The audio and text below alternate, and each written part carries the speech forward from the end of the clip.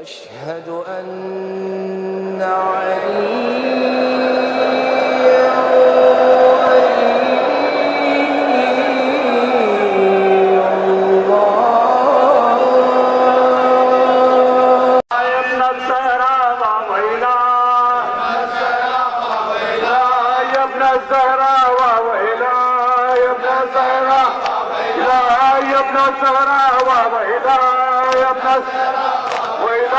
يا ابن الزهراء وإلهي مرحبا لا وإله لا حول ولا قوة إلا بالله العلي العظيم.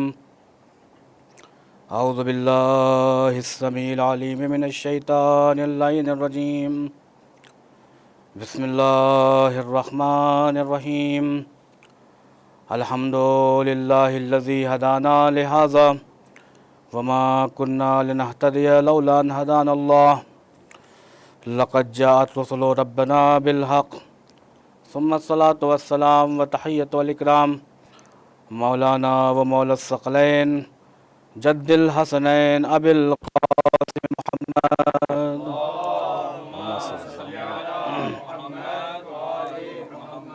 وآله الطيبين الطاهرين المعصومين المظلومين المنتجبين المنتخبين ولعنة الله على أعدائهم أجمعين. أما بعد فقد قال الإمام حسين عليه السلام إني لم أخرج أشرا ولا بطرا ولا مفسدا ولا ظالما بل إنما خرجت لطلب الإصلاح في أمة جدي أريد أن أعمر بالمعروف وأنهى عن المنكر وأريد أن وأسير بسيرة جدي وأبي علي بن أبي طالب صلى الله عليه وسلم محمد وآله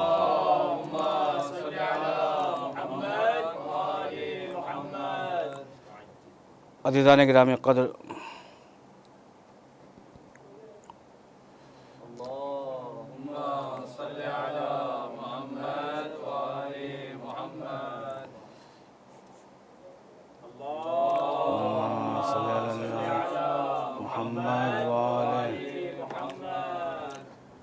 عزیزان گرامی قدر، آپ حضرات خدمت میں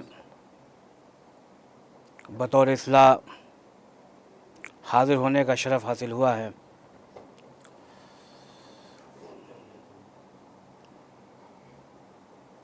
عزیزان محترم، خالق کائنات نے جب سے اس کائنات کو خلق کیا ہے، یکے بعد دیگرے تمام انبیاء اس کائنات میں آئے. ہر قسم کی مخلوقات کو اللہ نے اس کائنات میں پیدا کیا،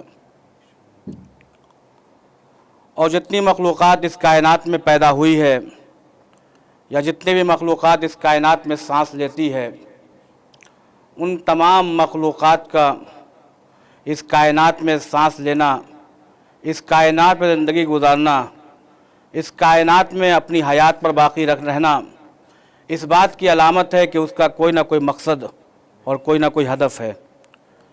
اس لیے کہ پروردگار عالم نے کسی چیز کو بے مقصد اور بے ہدف پیدا نہیں کیا ہے.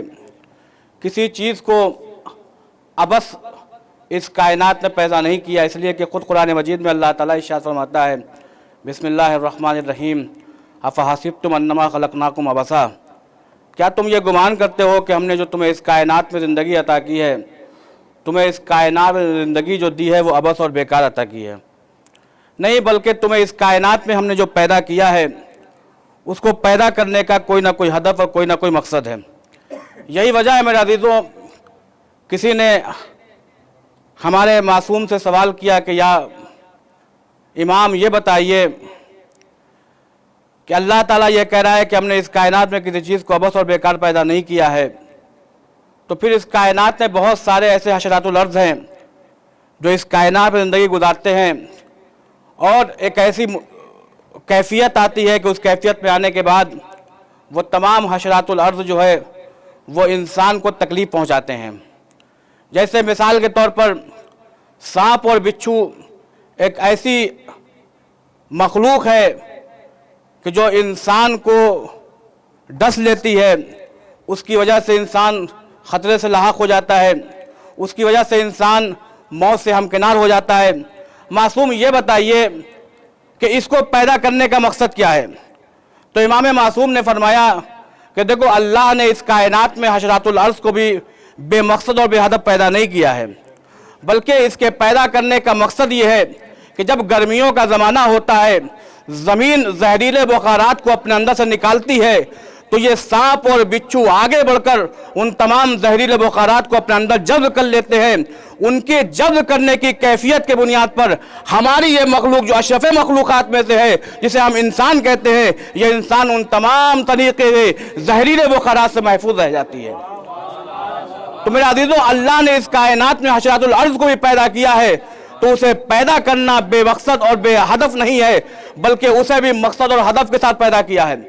اگر آپ آگے بڑھ کر 2 قدم آگے بڑھ جائیں، حضرت انسان کی زندگی کو دیکھیں، تو جب حضرت انسان کے زندگی کے مقصد کی بات آتی ہے، تو اس کے لیے اللہ نے کہا کہ ہم نے انسان کو بھی بے مقصد اور بے ہدف پیدا نہیں کیا ہے، ہم نے انسان کو بھی عبث پیدا نہیں کیا ہے، بلکہ قرآن مجید نے کہا کہ وَمَا خَلَقْتُ الْجِنَّ وَالْإِنسَ إِلَّا لِيَعْبُدُونَ، کہ ہم نے جنات اور انسان کو اس لیے پیدا کیا ہے کہ وہ عبادت خداوندی انجام دیں۔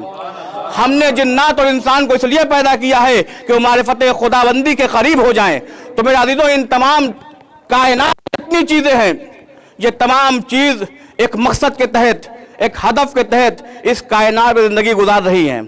آپ دیکھیے میرے عزیزوں، اب جہاں یہ تمام چیزیں مقصد کے تحت زندگی گزار رہی ہیں، تو پھر مقصد کی بھی کئی اقسام ہوا کرتی ہیں۔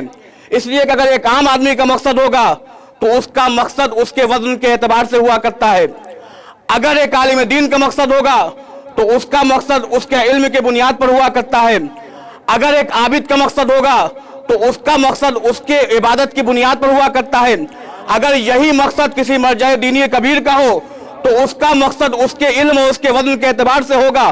تو میرے عزیزوں، ہر کا مقصد برابر نہیں ہوتا، ہر کا مقصد اس کے علم کے اعتبار سے ہوتا ہے، ہر کا مقصد اس کے وزن کے اعتبار سے ہوتا ہے۔ تو میرے عزیزوں، آپ ذرا انصاف سے بتائیے، جب اس کائنات میں تمام چیزیں ہدف اور مقصد رکھتی ہیں، تو پھر یہ کیسے ممکن ہے کہ نواسۂ رسول اگر سفر کرے تو بے مقصد سفر کرے؟ اگر نواسۂ رسول مدینے سے ہجرت کرے تو مدینے سے ہجرت کرنا اس کا بے مقصد ہو، اس کا بے ہدف ہو، اس سے مدینے سے ہجرت کرنا ابد شمار کیا جائے، تو امام مظلوم نے پہلے ہی موقع پر لوگوں سے مخاطب ہو کر کہہ دیا کہ اے لوگوں، یاد رکھو، میں اگر مدینے سے خروج کر رہا ہوں تو میرے مدینے سے خروج کرنے کا مقصد، میرے مدینے سے نکلنے کا ہدف صرف اور صرف یہ ہے کہ انی لم اخرج اشرن ولا بطرن ولا مفسدن ولا ظالما، کہ دیکھو میں خروج کر رہا ہوں مدینے سے، میں نکل رہا ہوں مدینے سے، میں ہجرت کر رہا ہوں مدینے سے، تو مدینے سے ہجرت کرنے کا مقصد نہ شر پسندی ہے، نہ خود خواہی ہے، نہ ظلم کرنا میرا مقصد ہے، نہ فساد کرنا میرا مقصد ہے۔ یا حسین، یہ بتا دیجئے کہ پھر آپ کا مقصد کیا ہے، آپ کس ہدف کے تحت اس مدینے سے رخصت ہو رہے ہیں؟ تو امام مظلوم ارشاد فرمائیں گے، بل انما خرجت لطلب الاصلاح فی امت جدی۔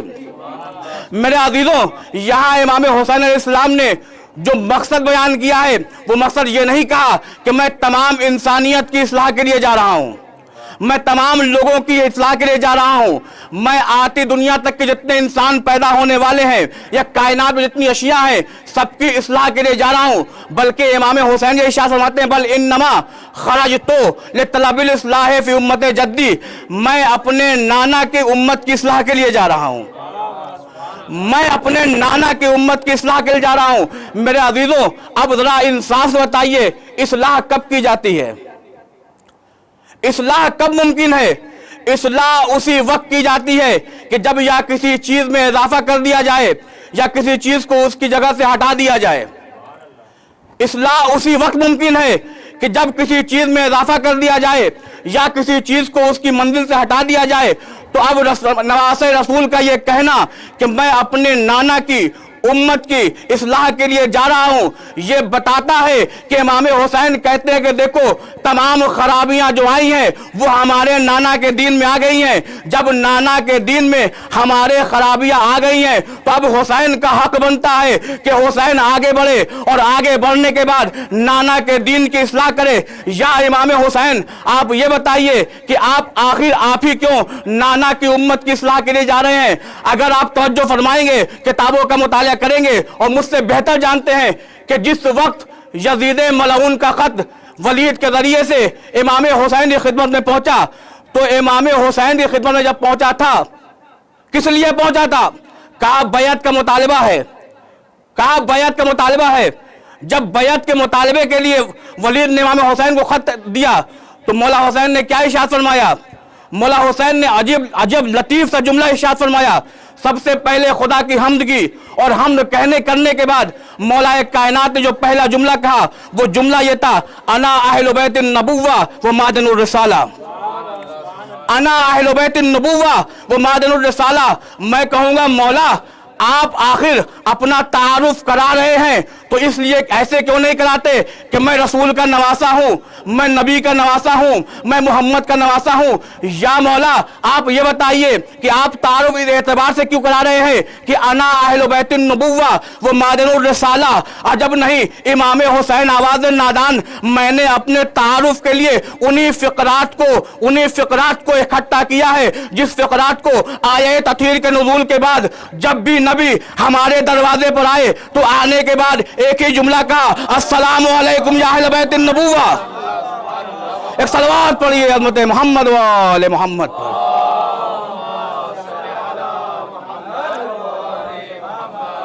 अस्सलामु अलैकुम या अहले बैतिन नबुव्वा व मादनुर रिसाला। सलाम हो आप पर ऐ नबूवत के अहले बैत। नबी ने इमाम हुसैन ने ये नहीं कहा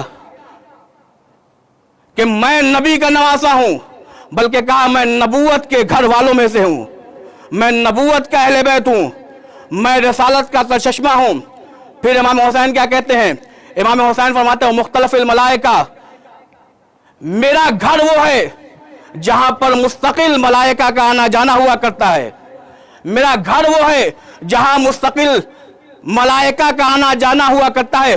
अब अगर ये जुमला हुसैन ना कहेंगे तो कौन कहेगा? अगर ये जुमला वह मुख्तलिफिल मलाइका जैसे जुमले इमाम हुसैन ना कहेंगे तो कौन कहेगा? इसलिए इमाम हुसैन उस शख्सियत का नाम है कि जब पैदा हुए जिब्राइल हजारों फरिश्ते के साथ मुबारकबाद देने के लिए आ रहे थे तो फितरुस वहां मौजूद था। जब फितरुस मौजूद था सवाल किया आखिर ये आज शोर कैसा है, आखिर ये आज आसमान में शोर कैसा है? जिब्राइल ने कहा फितरुस नवासे रसूल की विलादत हुई है, हम तहनीयत के लिए जा रहे हैं, हम मुबारकबाद के लिए जा रहे हैं, हम उनको तहनीयत देने के लिए जा रहे हैं। फितरुस ने फितरुस ने यह कहा कि मुझे भी ले चलो, हो सकता है हुसैन के जरिए से हमें शफाअत नसीब हो जाए, हो सकता है हुसैन के जरिए से हमें शफा नसीब हो जाए, हमें शफा मिल जाए। मेरे अजीजों जैसे ही ये सुनना था जिब्रील ने फितरुस को उठाया, उठाने के बाद नबी के घर के पास आए, नबूवत के घर के पास आए और आने के बाद बिठा दिया। कहा या नबी अल्लाह मुबारक हो, आपके घर नवासा पैदा हुआ है। या नबी अल्लाह मैं तन्हा नहीं आया, जहां सारे फरिश्ते मुबारकबाद देने के लिए आए हैं वही फितरुस भी आया है। कहा ये बताओ फितरुस किस लिए आया है? कहा या नबी अल्लाह फितरुस इसलिए आया है कि ये अपने आप को बख्शवाना चाहता है, ये शफा चाहता है, ये बालों पर चाहता है, इमाम हुसैन को मस होकर ये बालों पर चाहता है। रसूल ने कहा इसे इमाम हुसैन से मस कर दो। अब जैसे इमाम हुसैन से मस करना था फितरुस को बालों पर मिल गए। अब जैसे बालों पर मिलना था फितरुस उड़ा, उठते क्या कहता है? मेरा मुकाबला कौन कर रखता है? मैं हुसैन का आजाद करदा गुलाम हूं, मैं हुसैन का आजाद करदा गुलाम हूं। मैं कहूंगा फितरुस अभी बालों पर मिले हैं, अभी बालों पर मिले हैं तो इस तरीके से फखरो बहाट कर रहा है। अजब नहीं फितरुस आवाज नादान, याद रखना मैं किसी और के जरिए से आजादी का ऐलान नहीं कर रहा हूं बल्कि हुसैन इब्ने अली के जरिए से आजादी का ऐलान करके दुनिया वालों को बनाना चाहता हूं। ऐ दुनिया वालों जान लो, अगर नजात चाहते हो तो हुसैन के मुतमस्सिक रहना, अगर हिदायत चाहते हो हुसैन से मुतमस्सिक रहना, अगर शफा चाहते हो हुसैन से मुतमस्सिक रहना, अगर दुनिया और आखिरत में कामयाबी चाहते हो हुसैन से मुतमस्सिक रहना। एक सलवात पढ़े मोहम्मद।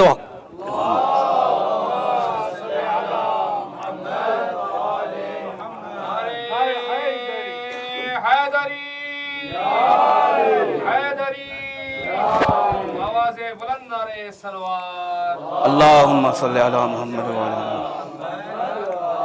محمد۔ عزیزان گرامی، امام حسین نے کیا کہا؟ اہل بیت النبوہ ومعدن الرسالہ ومختلف الملائکہ ومہبت الوحی، ہمارا یہ گھر وہ ہے کہ جہاں وحی کا نزول ہوتا ہے، ہر وقت ہمارے گھر پر وحی کا نزول ہوتا ہے۔ اس طریقے سے امام حسین نے اپنا تعارف کرایا۔ جب حریف کے تعارف کی بات آئی تو امام حسین نے کیا کہا؟ یزید رجل شارب الخمر، اور یزید کہ جو شراب پیتا ہے، کلم کلا فسق کرتا ہے، بندر بازی کیا کرتا ہے، مثلی لا یبایع مثلہ، مجھ جیسا اس جیسے کی بیعت نہیں کر سکتا، مجھ جیسا اس جیسے کی بیعت نہیں کر سکتا۔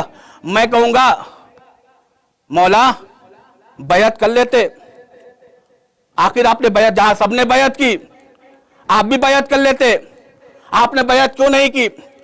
میرے عزیزو، یہیں پر ایک عجیب و غریب فقرہ کہ جو دشمن کی صف سے نکلتا ہے وہ اس بات کے اوپر بین ثبوت بنتا ہے کہ آخر امام حسین نے یزید کی بیعت کیوں نہیں کی۔ میرے عزیزو، اس معرکے کو یاد رکھ کیجئے، جب عاشور کا دن تھا، عمر سعد ابن زیاد کو خط لکھتا ہے کہ جتنا ہو سکے لشکر بھیجو۔ کہا کس لیے؟ اتنے زیادہ میں نے لشکر بھیجا تمہارے پاس، آخر لشکر کی کیا ضرورت پڑ گئی؟ کہا تم کیا سمجھتے ہو میں کسی معمولی انسان کے سامنے جنگ کرنے کے لیے آیا ہوں؟ میں کسی معمولی انسان کو تہ تیگ کرنے کے لیے آیا ہوں؟ عمر سعد کہتا ہے کیا سمجھتے ہو میں کسی معمولی انسان کو تہ تیگ کرنے کے لیے آیا ہوں؟ انی لم استسلم، یہ نواسہ رسول ہے، یہ علی کا جگر بند ہے، یہ فاطمہ کا لال ہے، یہ حسن کا بھائی ہے، یہ عباس کا آقا ہے، یہ علی اکبر کا باپ ہے، قاسم کا چچا ہے، کیا سمجھتے ہو ہم کسی معمولی انسان کے سامنے آئے ہیں؟ کہا پھر؟ کہا تمہیں معلوم نہیں کہ حسین کی شخصیت کا نام ہے؟ کہا بتاؤ حسین کس شخصیت کا نام ہے؟ کہا حسین وہ ہے کہ جس کے پہلو میں اس کے باپ علی کا دل دھڑکتا ہے۔ حسین وہ ہے کہ جس کے پہلو میں اس کے باپ علی کا دل دھڑکتا ہے۔ میرے عزیزو، عمر سعد نے ابن زیاد کو یہ پیغام دے کر قیامت تک کے آنے والی انسانیت کو یہ جواب دے دیا کہ جس کے پہلو میں علی کا دل دھڑکتا ہو وہ جب یزید جیسے کی بیعت نہیں کر سکتا تو خود علی ابن ابی طالب خلیفہ ثالثہ کی کیسے بیعت کر سکتے ہیں؟ ایک صلوات پڑھیے حضرت محمد و آل محمد پر۔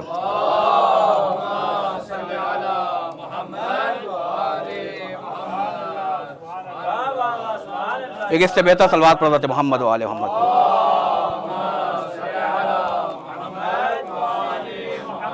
امام حسین صاحب نے فرمایا انی لم اخرج اشرا ولا بطرا ولا مفسدا ولا ظالما بل انما خرجت لطلب الاصلاح فی امت جدی، کہ دیکھو میرا نکلنے کا مقصد یہ ہے کہ میں اپنی نانا کی امت میں اصلاح کے لیے جا رہا ہوں۔ مولا اصلاح کس طریقے سے کریں گے؟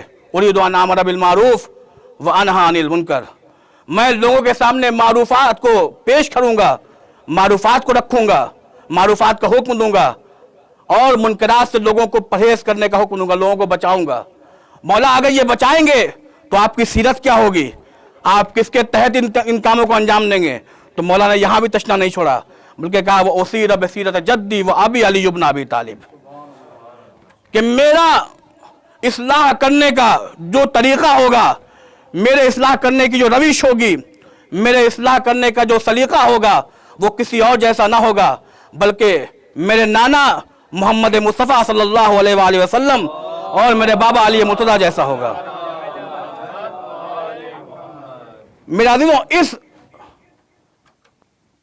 اصلاح کے غرض سے امام حسین علیہ السلام نے مکے کو مدینے سے ہجرت کی ہے، مکے سے ہجرت کیا، یہی وجہ ہے میرے عزیزوں۔ اگر آپ امام حسین صاحب کے پیغامات کو پڑھیں، ان کے خطبات کو پڑھیں، ان کے ارشادات کو پڑھیں تو خود تمام ارشادات میں مقصد امام حسین اجاگر نظر آتا ہے، بالکل روز روشن کی طرح واضح نظر آتا ہے کہ آخر امام حسین نے کس مقصد کے تحت، کس ہدف کے تحت۔ کسی نے سوال کیا مولا آپ بیعت کر لیتے، آپ کیوں سفر کر رہے ہیں، یہیں رہ جائیے؟ تو مولا حسین نے وہاں یہ ارشاد فرمایا الا ان هؤلاء القوم قد لزموا طاعت الشیطان، میں کیسے نہیں اصلاح کے لیے آگے بڑھوں، میں کیسے نہیں اصلاح کے دامن کو تھاموں؟ अपने उम्मत जद की इस्लाह कैसे ना करूं। अला कद औलाइल कौम कद लज़िमु ताअत शैतान, कि तुमने देखा नहीं कि ये वो कौम है कि जिसने शैतान की अताअत करना शुरू कर दिया है, शैतान की पैरवी करना शुरू कर दिया है। वह तरकु इबादुर रहमान ताअतर रहमान, और रहमान की अताअत करना छोड़ दिया है इसने। फिर इमाम इरशाद फरमाते हैं वअज़हरुल फसाद फिल अर्ज़, ये वो कौम है कि जमीन पर फसाद को बर्पा किए हुई है। वहल्ललु हराम अल्लाह वहर्रमु हलालहु, और ये कौम का हालम ये हो चुका है कि इसने हलाल मोहम्मदी को हराम करार दे दिया है और हराम मोहम्मदी को हलाल कर रही है। तो इमाम हुसैन इस्लाम ने लोगों के सामने ये बयान कर दिया। फिर इमाम हुसैन आगे कहते हैं कि मैं इन तमाम लोगों में सबसे बेहतर हूं कि आगे बढ़कर लोगों को शैतान की पैरवी से बचाऊं, लोगों को रहमान की तरह इबादत करने की दावत दूं। जमीन पर अगर फसाद बर्पा हो रहा है तो उस फसाद को रोकूं। मेरे ऊपर लाजिम वाजिब है, मेरे ऊपर लाजिम वाजिब है, अगर जमीन पर फसाद बर्पा हो रहा है तो उन फसादों को रोकूं। मेरे ऊपर वाजिब है कि अगर हलाल मोहम्मदी हराम हो रहा है तो उसे हलाल रहने दूं, हलाल तक लेकर आऊं, हराम होने से बचाऊं। मेरे ऊपर वाजिब है। मौला आखिर क्यों आपके ऊपर वाजिब है? इमाम असल अदब नहीं, रसूल की हदीस आगे बढ़कर आवाज देगी, क्या तुमने हमारे पैगाम को भुला दिया? क्या या नबी अल्लाह वो पैगाम क्या है? नबी की हदीस आगे बढ़कर आवाज देगी, इन्नल हुसैन मिसबाहुल हुदा व सफीनतुन नजात, इन्नल हुसैन मिसबाहुल हुदा व सफीनतुन नजात, कि देखो बेशक हुसैन ही ऐसी कड़ी है, हुसैन एक ऐसी शख्सियत है कि जो लोगों के लिए हिदायत का चिराग है और नजात की कश्ती है। यानी अगर दीन पसपा हो रहा है, दीन बर्बाद हो रहा है, अगर उम्मत बर्बादी के कगार पर है, तो हुसैन के ऊपर लाजिम वाजिब है कि वो आगे बढ़े और आगे बढ़कर लोगों को गुमराही से निकालकर हिदायत तक लेकर आए, लोगों को पस्ती से निकालकर नजात की तरफ लेकर आए। मेरा अज़ीज़ों, फिर इमाम हुसैन यहीं पर अपनी मंजिल को तमाम नहीं किया, बल्कि मुस्तकिल तौर पर कभी कूफा वालों को खत लिखा है कि आओ दावत हक कबूल करो, कई बसरा वाले को खत लिखा कि आओ एक सलवात पढ़ते मोहम्मद वाले मोहम्मद।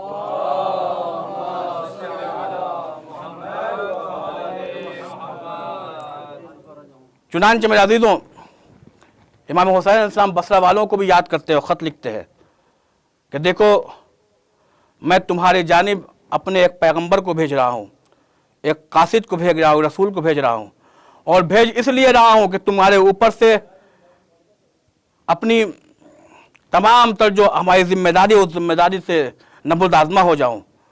इमाम हुसैन इस्लाम बसरे वालों को ये खत लिखते हो, उसमें इरशाद फरमाते हैं कि ऐ बसरा वालों, अगर चाहते हो कि हमारे साथ इस्लाह उम्मत के लिए तैयार हो जाओ, हमारे साथ खड़े होकर क़याम करो, तो मैं तुम्हें दावत देता हूँ, अना अदूकुम इला किताबिल्लाह व सुन्नत नबीय्ये, मैं तुमको दावत देता हूँ अल्लाह की किताब की तरफ और सुन्नत पैगंबर की तरफ।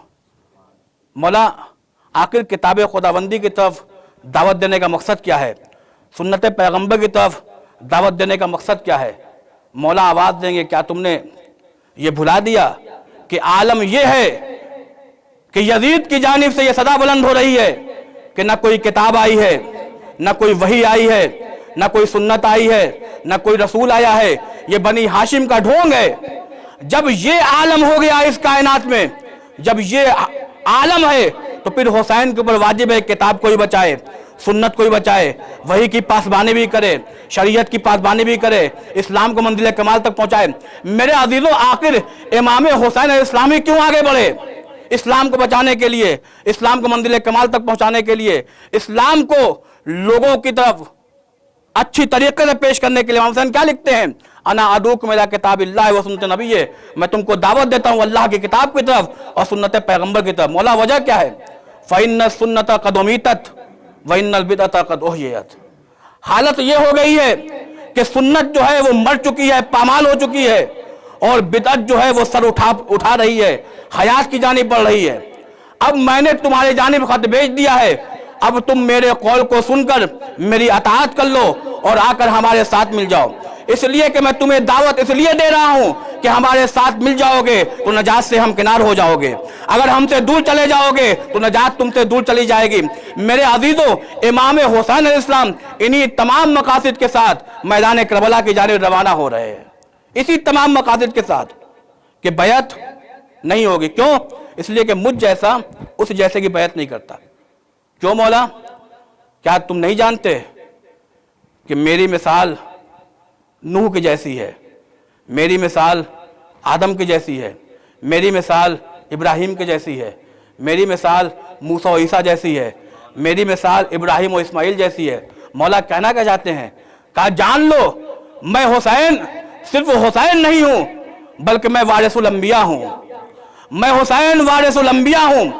میں حسین محافظ غدیر ہوں. میں حسین محافظ شریعت ہوں. میں حسین محافظ نبوت ہوں. میں حسین محافظ رسالت ہوں. مولا آخر کیوں آگے بڑھ رہے ہیں؟ کیوں اصلاح کے لیے جا رہے ہیں؟ کہا اس لیے جا رہا ہوں اگر میں بیعت کر لوں گا تو اس کا نتیجہ یہ ہوگا گویا ایسے ہوگا کہ آدم نے شیطان کے سامنے اپنا سر تسلیم خم کر دیا. اگر میں بیعت کر لوں گا تو ایسا ہوگا گویا جیسے نوح نے جو ہے وہ اپنے سر کو تسلیم کر لیا. اگر میں بیعت کر لوں گا گویا ایسا ہوگا کہ ابراہیم جو ہے نمرود کے سامنے جھک گیا. اگر میں بیعت کر لوں گا تو گویا ایسا ہوگا کہ موسیٰ فرعون کے سامنے نبرد آزما ہو گیا.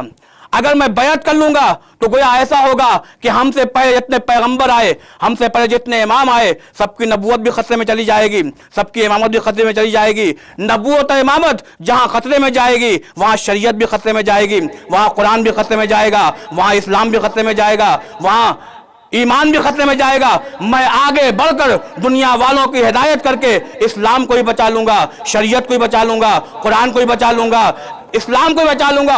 اور میرے عزیزو امام حسین نے بیعت نہ کر کے اصلاح امت کے ذریعے سے اپنے سر و تن جدائی کر کے اسلام کو اس طریقے سے بچایا. ابھی تک حسین سے پہلے عالم یہ تھا کہ بدھ کی نماز جمعہ کو پڑھائی جا رہی تھی، صبح کی 2 کے بجائے 4 رکعت نماز پڑھائی جا رہی تھی. لیکن میرے عزیزو حسین کے اصلاح امت نے، حسین کے مقصد نے ایسا انقلاب قائم کر دیا کہ قیامت تک کسی کی ہمت نہیں ہے کہ وہ جمعہ کی نماز بدھ کو پڑھا سکے، وہ صبح کی 2 کی 4 رکعت نماز پڑھا سکے. ایک صلوات پڑھی عظمت محمد و آل محمد پر.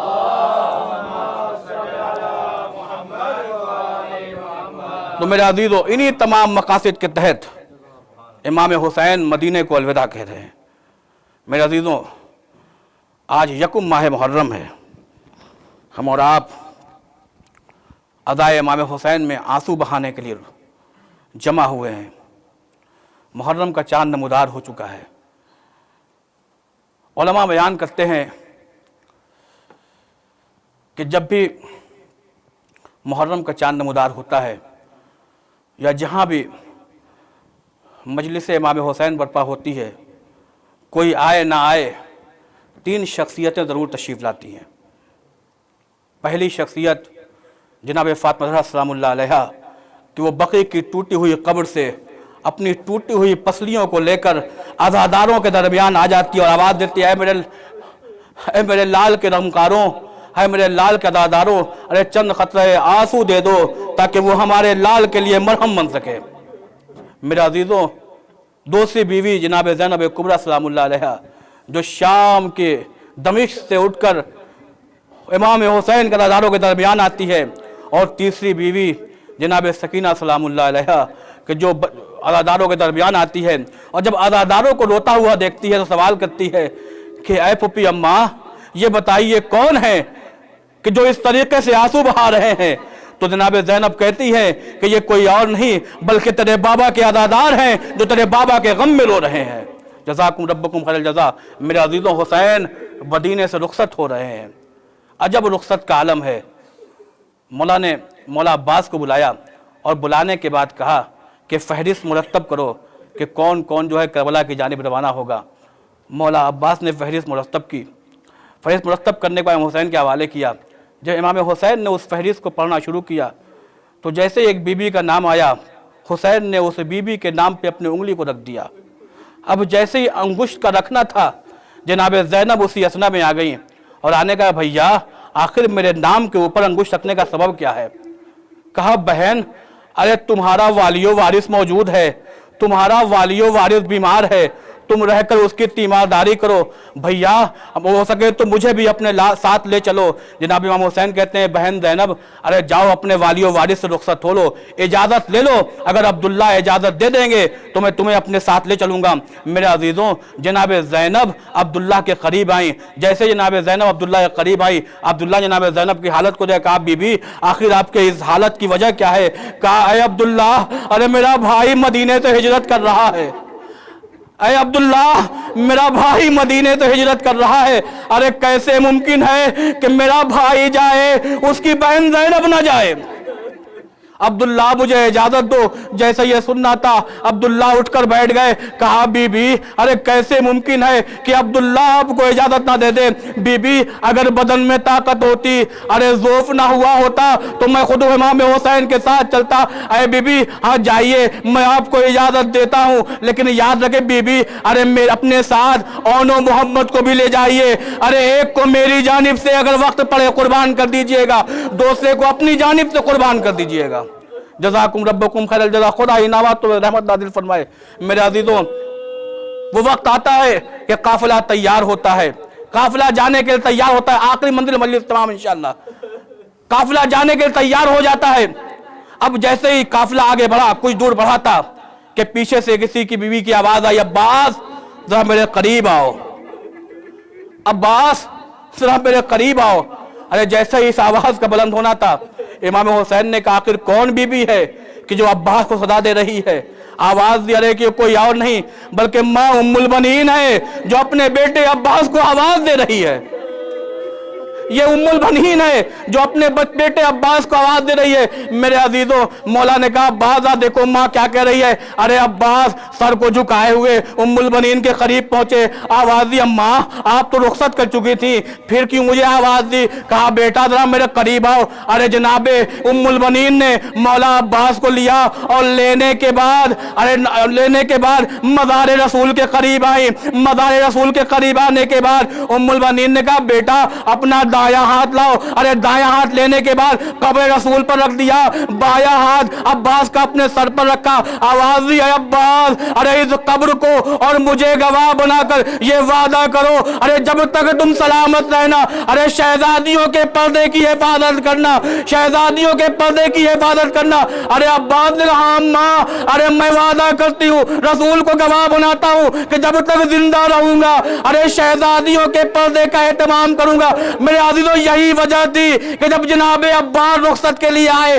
जनाबे ज़ैनब ने सारी बीवियों को बुलाया और बुलाने के बाद कहा अरे बीवियों अरे हमने तुम्हारे पर्दे की जमानत ली थी। हमने पर्दे की जमानत इसलिए ली थी कि मेरा अब्बास मौजूद था। अरे बीवियों अरे मेरा अब्बास रुखसत के लिए जा रहा है। अरे बीवियों मुझे माफ करना, इसलिए कि जब अब्बास जा रहा है तो ज़ैनब कैसे पर्दे की जमानत ले? वसयअलमुल लज़ीना ज़लमू अय्युमुनक़लबिन यन्क़लिबून इन्ना लिल्लाहि व इन्ना इलैहि राजिऊन रज़न बिक़ज़ाइहि व तस्लीमन लिअम्रिहि।